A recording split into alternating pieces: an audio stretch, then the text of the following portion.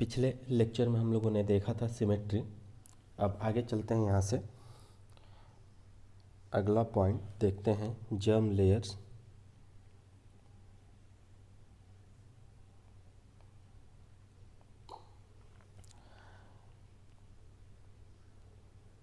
Embryonic stage में, ठीक है, गैस्ट्रूला के टाइम पे डिफ्रेंशिएट होने वाले लेयर को ही हम जर्म लेयर बोलते हैं। ठीक है, हम ऐसे इसको बोल सकते हैं,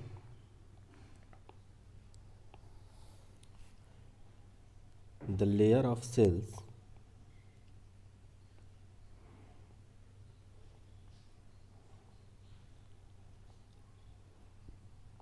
that differentiate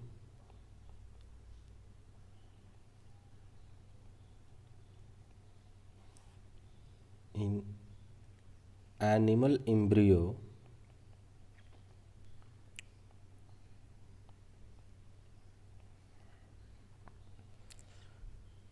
at the time of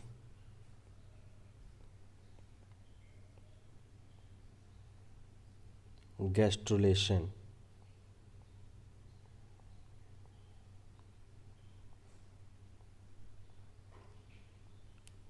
ठीक है, अब ये या तो डिप्लोब्लास्टिक हो सकता है या ट्रिप्लोब्लास्टिक होगा। जब 2 जर्म लेयर होंगी तो डिप्लोब्लास्टिक बोलेंगे, और जब 3 जर्म लेयर होंगी तो ट्रिप्लोब्लास्टिक बोलेंगे। तो हम बोल सकते हैं इट मे बी डिप्लोब्लास्टिक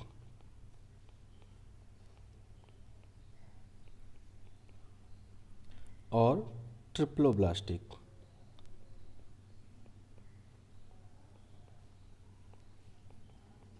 ठीक है, अब जरा देख लें कि डिप्लोब्लास्टिक कौन है और ट्रिप्लोब्लास्टिक कौन है। तो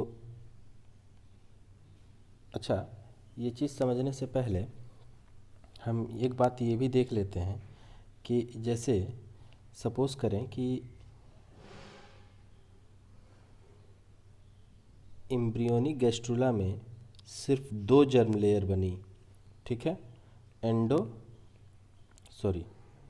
एंडोडर्म और इक्टोडर्म। ठीक है, तो ऐसे एनिमल्स को हम बोल देते हैं डिप्लोब्लास्टिक। और अगर ऐसे को हम बोल दिए डिप्लोब्लास्टिक, अगर 3 जर्म लेयर बनी, इंडोडर्म, मेसोडर्म और इक्टोडर्म। ठीक है, तो इंडोडर्म, फिर इक्टोडर्म और मेसोडर्म, तो इस केस में हम बोलते हैं ट्रिप्लोब्लास्टिक। ठीक है, तो ये ध्यान में रखना है कि जब 2 एम्ब्रियोनिक लेयर तो डिप्लोब्लास्टिक और 3 एम्ब्रियोनिक लेयर तो ट्रिप्लोब्लास्टिक। ठीक है, अच्छा, अब देखते हैं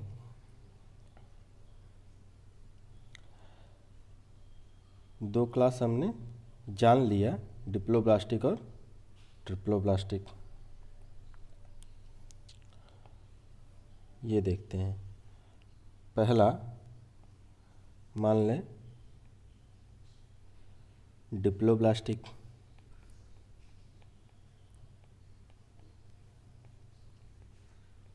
हम इसमें कह दें कि जब 2 जर्म लेयर होंगे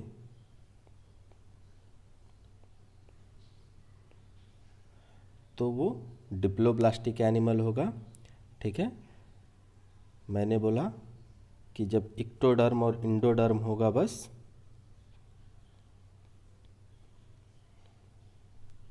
इक्टोडर्म और एंडोडर्म होगा,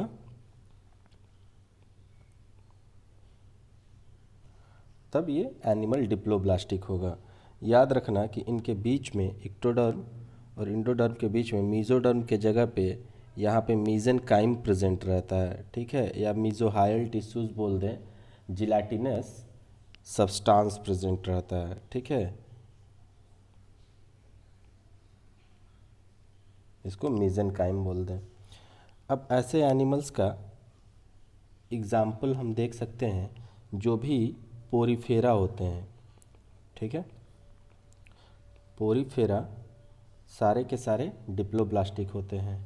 इसके बाद सिलेंट्रेट, सिलेंट्रेट जितने भी हैं सारे डिप्लोब्लास्टिक हैं। उसके बाद से टीनोफोर,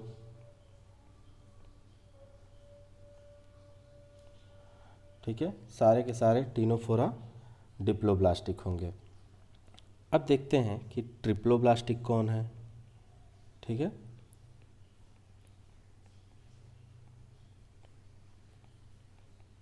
ट्रिप्लोब्लास्टिक एनिमल, ट्रिप्लोब्लास्टिक के केस में जैसे हमको मालूम है कि 3 जर्म लेयर्स होंगी,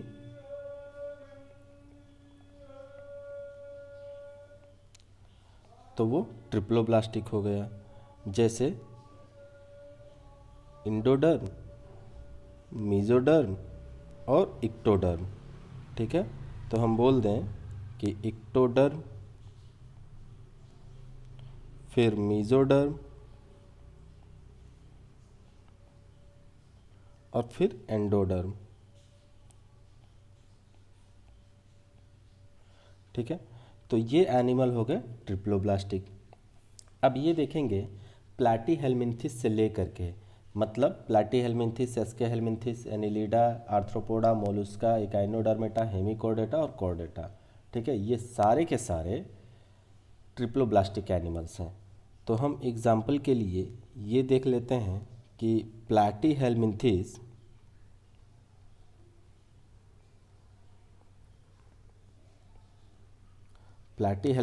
टू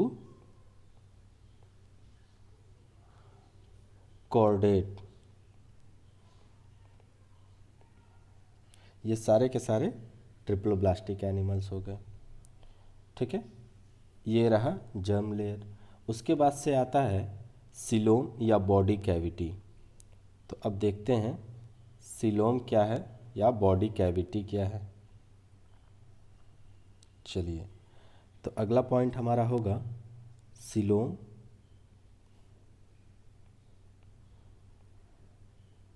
सिलोम को ही हम बॉडी कैविटी बोल लें।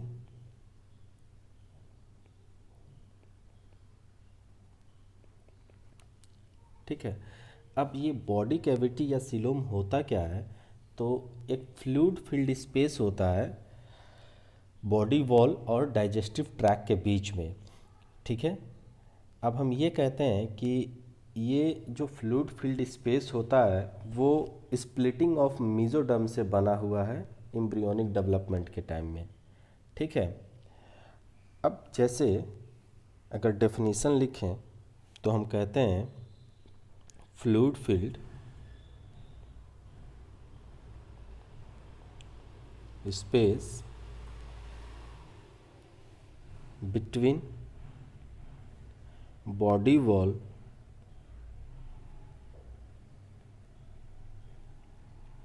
And digestive track,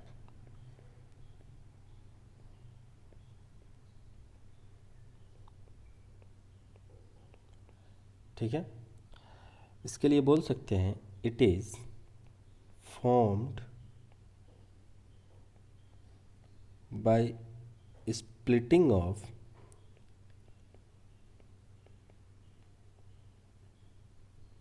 mesoderm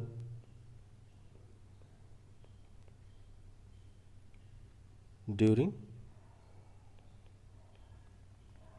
embryonic development,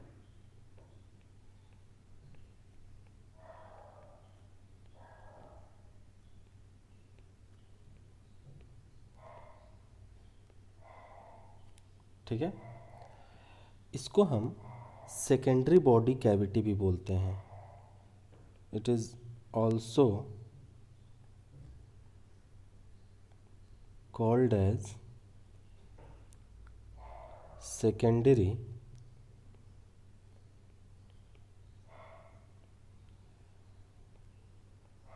body cavity, ठीक है। अब ये देखना कि मेरे कहने का ये मतलब हुआ कि इसका जो फॉर्मेशन है वो, ये सपोज़ करें कि इक्टोडर्म है, ये इंडोडर्म है, ठीक है, और ये बीच में ये जितना रीजन है ये सब मीज़ोडर्म है, ठीक है।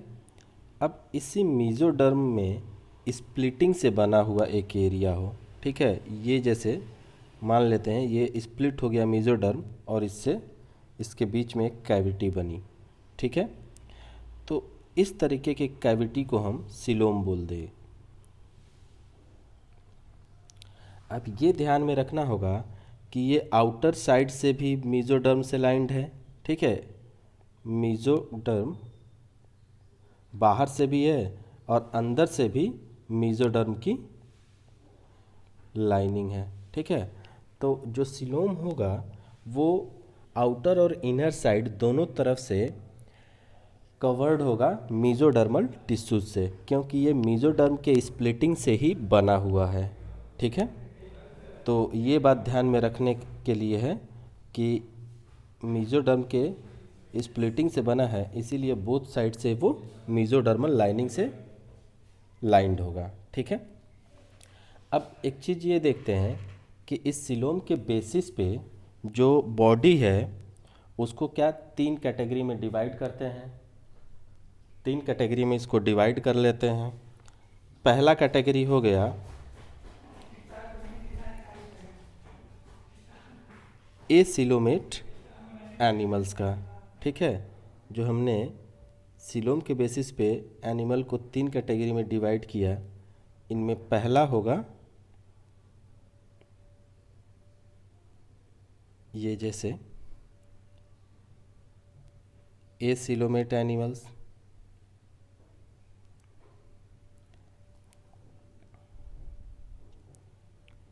पहला देख लिए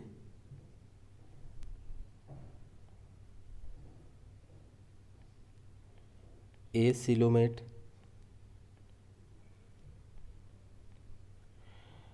एसिलोमेट एनिमल्स वो होंगे जिनके पास सिलोम नहीं होगा, ठीक है।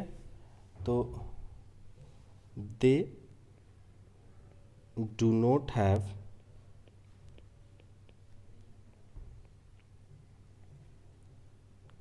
सिलोम, ठीक है। अब जब सिलोम नहीं है तो उन्हें एसिलोमेट बोल दिए।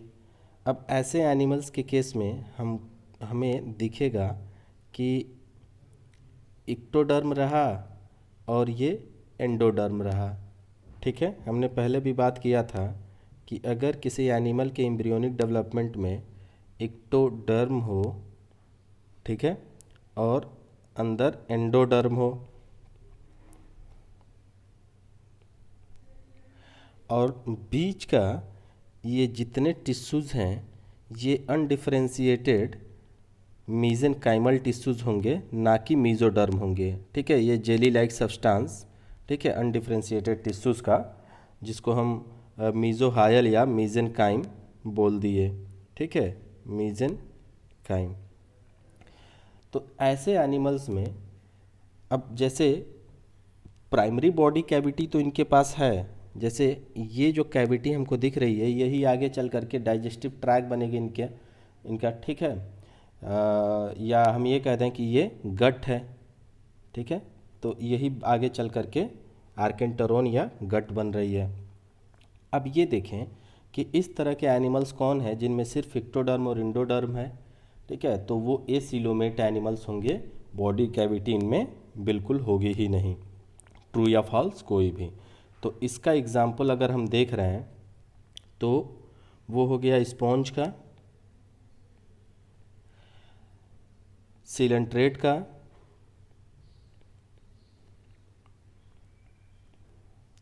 ठीक है, प्लैटीहेलमिन्थिस का,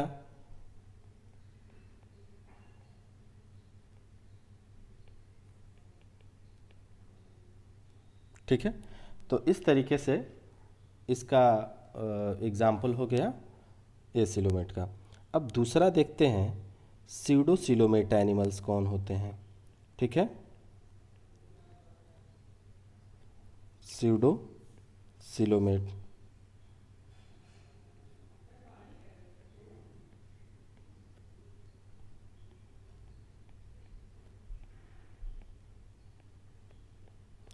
अब इन स्यूडोसिलोमेट्स में हमको, स्यूडोसिलोमेट का मतलब ये होता है जिसके पास फॉल्स बॉडी कैविटी हो, ठीक है।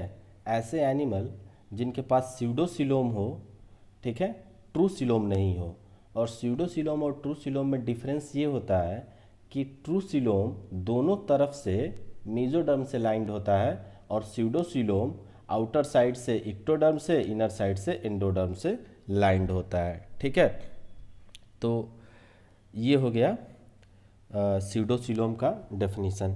जैसे हम कह दें दे कंटेन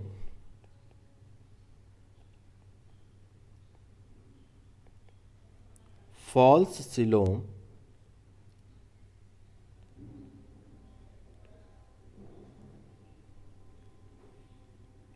और बॉडी कैविटी,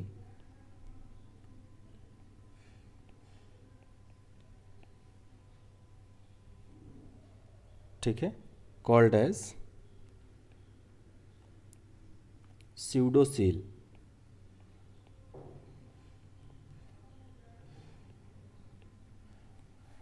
अब देखेंगे यहाँ पे जो सिलोम बनेगा वो ब्लास्टोसील से ही डिराइव्ड है, ठीक है। सिलोम इज डिराइव्ड फ्रॉम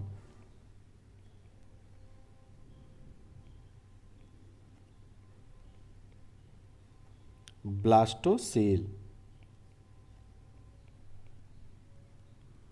ठीक है। ब्लास्टूला स्टेज में ही जो ब्लास्टोसील था उससे डिराइव्ड है, तो गैस्ट्रुलेशन हुआ ही नहीं तो 3 स्प्लिटिंग लेयर्स बन ही नहीं पाई हैं, ठीक है, ऑफ एम्ब्रियो, ठीक है। हम इसके लिए कह सकते हैं there is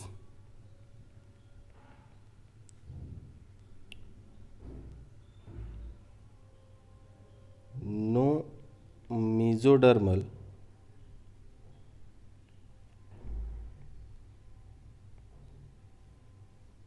epithelium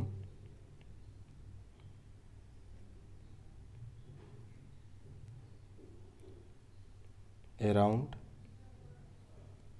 cavity and organs, ठीक है। यहाँ पे एक बात और कह सकते हैं कि it is lined by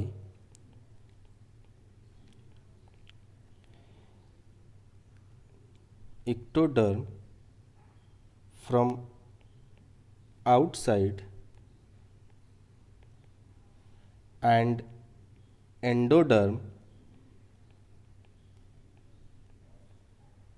from inside, ठीक है।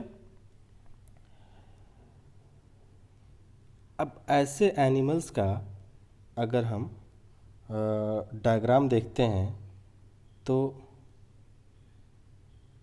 कुछ इस तरीके का डायग्राम मिलेगा। ये सपोज करते हैं इक्टोडर्म हो जाए, ठीक है, ये इक्टोडर्म हो गया और ये एंडोडर्म हो गया, ठीक है, एंडोडर्म। अब क्या होता है कि इसमें मीजोडर्म तो प्रेजेंट है बट वो पाउचेज में स्कैटर्ड है, ठीक है। तो स्कैटर्ड पाउचेज के फॉर्म में मीजोडर्म प्रेजेंट रहेगा। तो हम ये बोल दें कि मीजोडर्म प्रेजेंट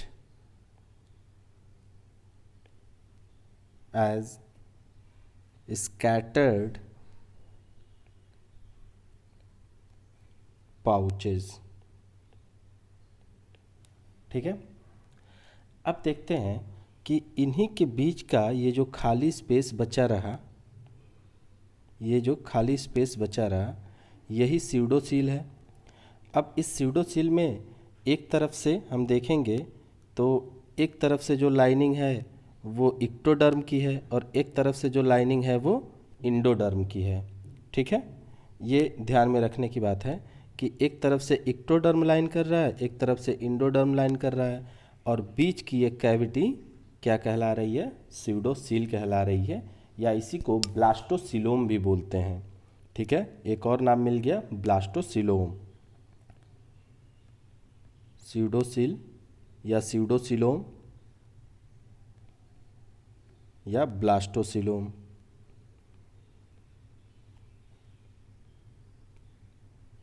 ठीक है, तो ये हो गया स्यूडोसिलोमेट एनिमल्स। अब इसका एग्जाम्पल हमको एक ही एग्जाम्पल मिलता है यहाँ पे, जो एस्के हेलमिंथिस हैं,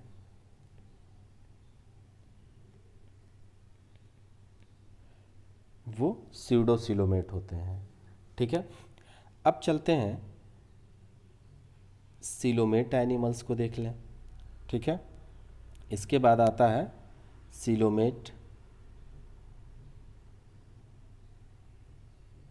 थर्ड हो गया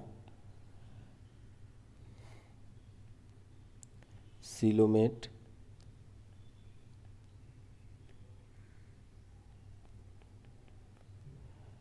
अब सिलोमेट एनिमल्स में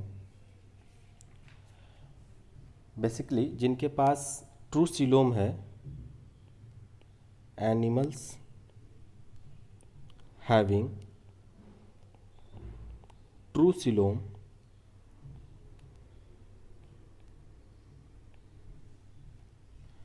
ठीक है, उनको हम बोल दिए सिलोमेट।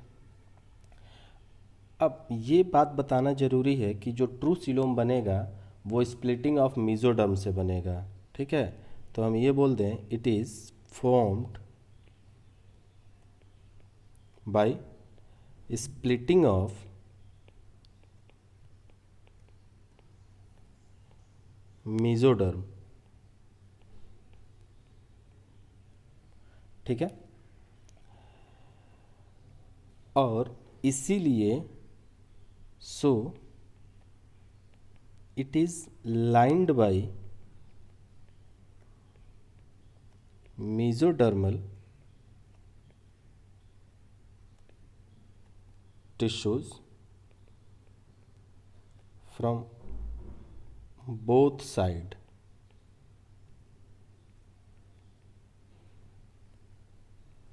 ठीक है, मेसोडर्मल टिश्यू से ही दोनों तरफ से ये लाइंड किया गया है। ठीक है, अब देखते हैं कि ट्रू सिलोमेट जो एनिमल्स होते हैं वो दो तरह के हो सकते हैं। ठीक है, एक होते हैं जिनको बोलते हैं सीजो सिलोमेट,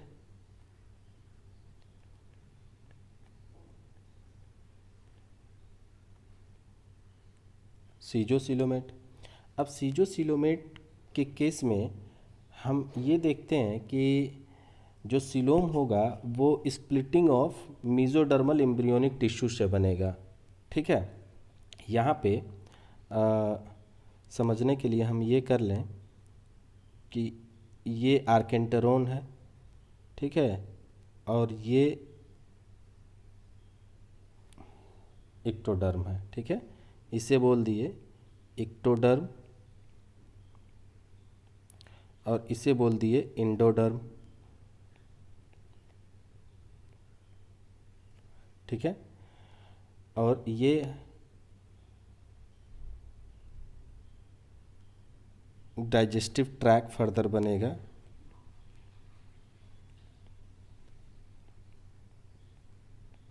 जिसको आर्केंटेरोन बोला जाता है। ठीक है, तो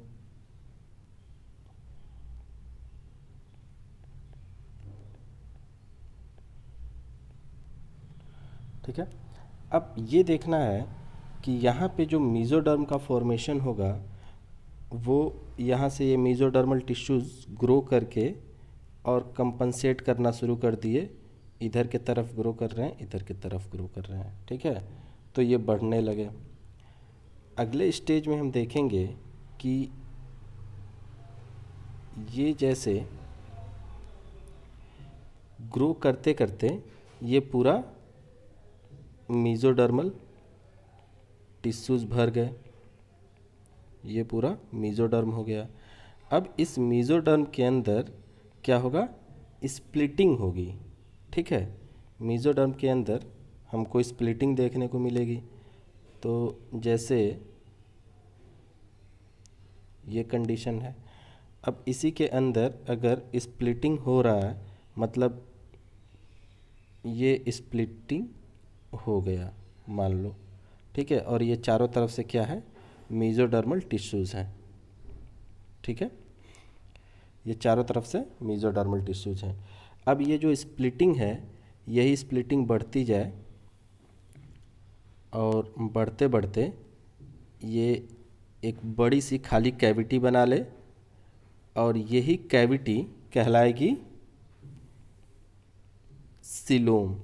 ठीक है, तो अगर मीजोडर्मल लाइनिंग के स्प्लिटिंग से बना हुआ सिलोम है तो इसे हम बोल देते हैं, ये बन गया सिलोम,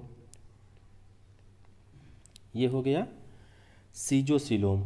अब इस तरीके का सिलोम फॉर्मेशन हम देख पाते हैं एनिलिडा में, आर्थ्रोपोडा में और मोलुस्का में। ठीक है, तो ये एग्जाम्पल जो होगा इसका वो एनिलिडा,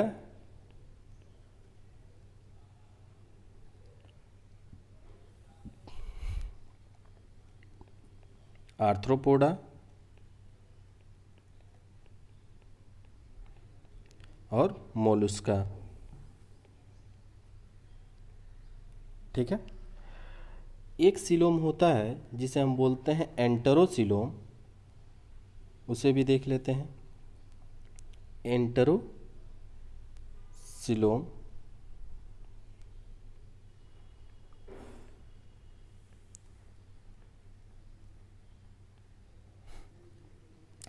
एंटरोसिलोम में क्या होगा कि बेसिकली जो मीजोडर्म बनेगा वो इम्ब्रियोनिक गट से प्रोड्यूस होता है। ठीक है, हम ये कहें mesoderm arises from wall of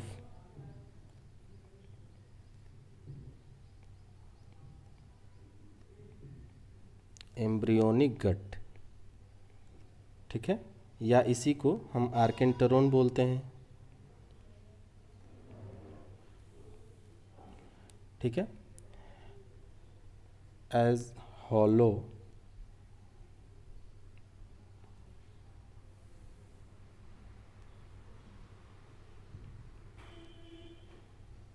pouch. ठीक है, and then pinch of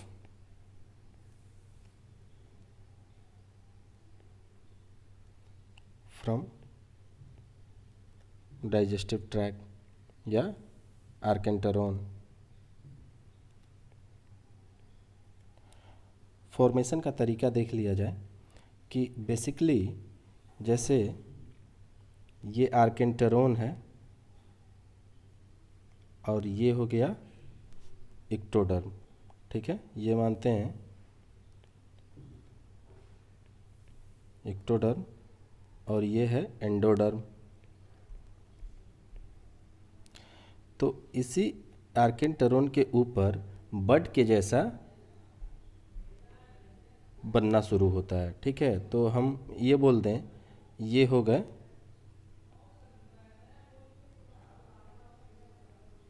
early mesoderm. ठीक है, तो अर्ली मीजोडर्म यहाँ पे बन चुका है। अब इसके बाद यही बढ़ना शुरू करता है। ठीक है, और जैसे हम क्या करें, ये मान लो आर्केंटरोन अब बढ़ता चला गया है, ये टिश्यू का कंडीशन है और ये अब बढ़ते चला जा रहा है। बढ़ते बढ़ते ये क्या करता है, यहाँ से स्प्लिट होगा और स्प्लिट होकर के सेपरेट हो जाएगा। तो ऐसे स्प्लिटिंग हो गई और स्प्लिट होकर के ये सेपरेट होता चला जाता है। तो ये हो गया एंटेरोसीलोम।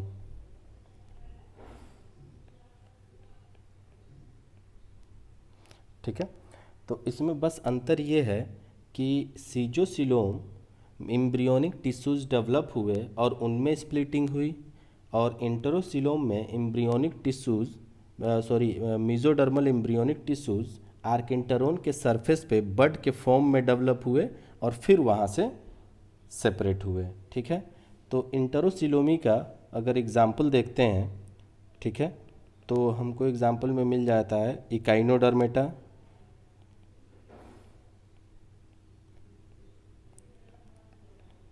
उसके साथ हमको मिल जाता है हेमिकॉर्डेटा,